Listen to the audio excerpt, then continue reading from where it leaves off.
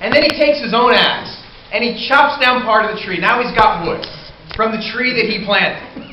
And he takes the wood, and he puts it over here, and he starts to make a fire out of the wood that he planted, from the tree that he planted.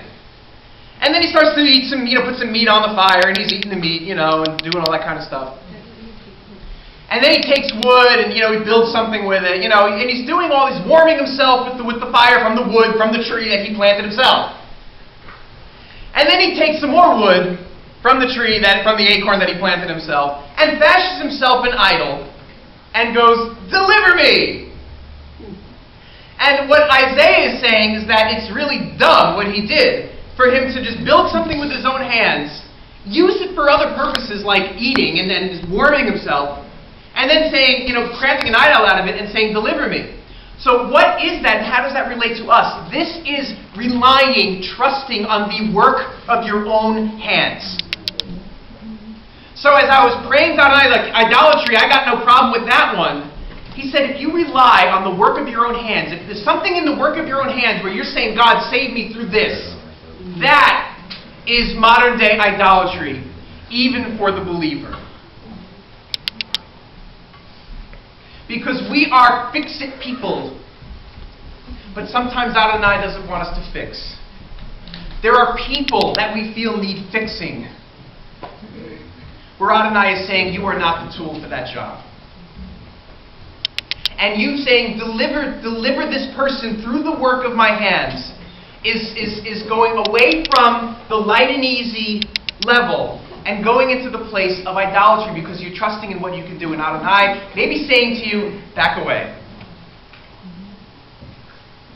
Adonai is looking to deliver you, deliver me, deliver everyone from a spirit of codependence.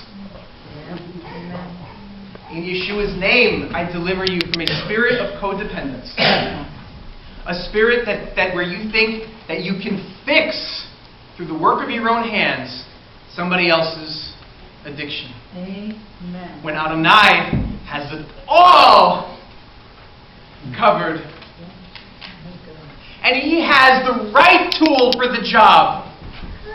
Adonai is looking to set you free from a building project that he did not tell you to do. I know synagogues out there that are strapped with building projects. 6-figure building projects, because they got a vision that they're going to have a building, and then they took it upon themselves to enact this thing, to execute it, and it's a burden to the congregation, a financial burden. For whatever building project you are on, when it's not light and easy for you, in Yeshua's name, the one that is light and easy, I release you. And may Adonai take out these spiritual Q-tips and go, so we know that I have crossed the line beyond light and easy to heavy and hard. So Adonai, I'm going to stay back. This is a hard one to hear.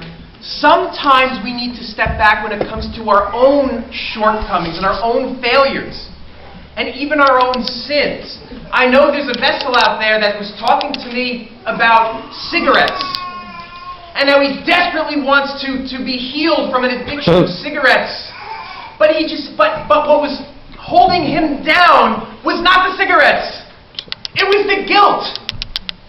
Because he kept trying and trying and trying and failing and trying and failing and trying and failing.